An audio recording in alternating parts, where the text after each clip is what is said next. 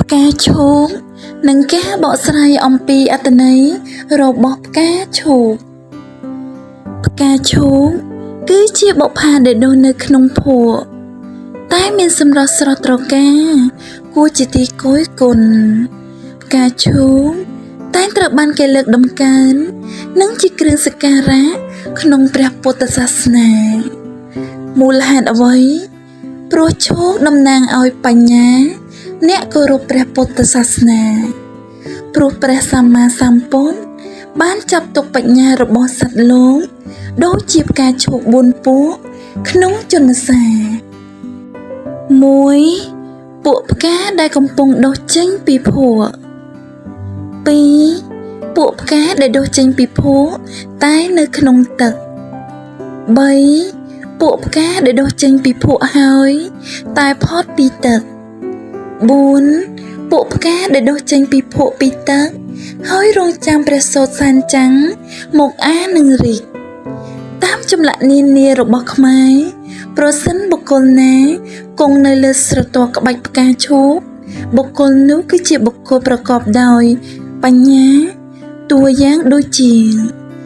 ព្រះពុទ្ធតោះមកស្វែងយល់ពីអត្ថន័យនៃផ្កាឈូកប្រហែលជាមានអ្នកខ្លះនៅមិនទាន់បានដឹងនៅឡើយទេផ្កាឈូក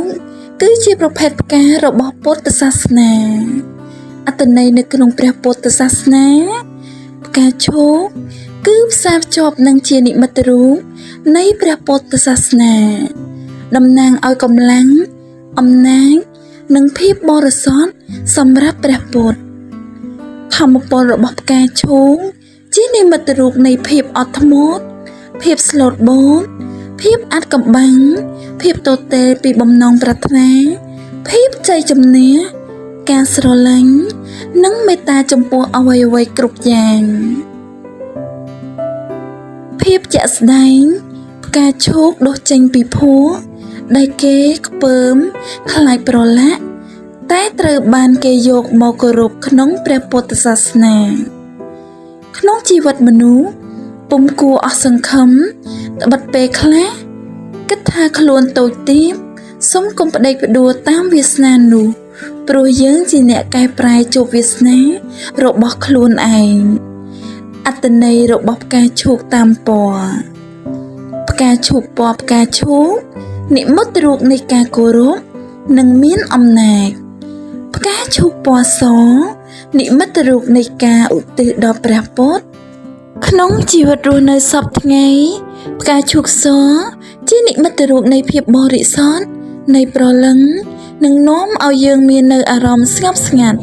និងសន្តិភាពដល់ព្រលឹងសូមអរគុណចំពោះការតាមដានស្ដាប់និងទស្សនារបស់អស់លោកអ្នក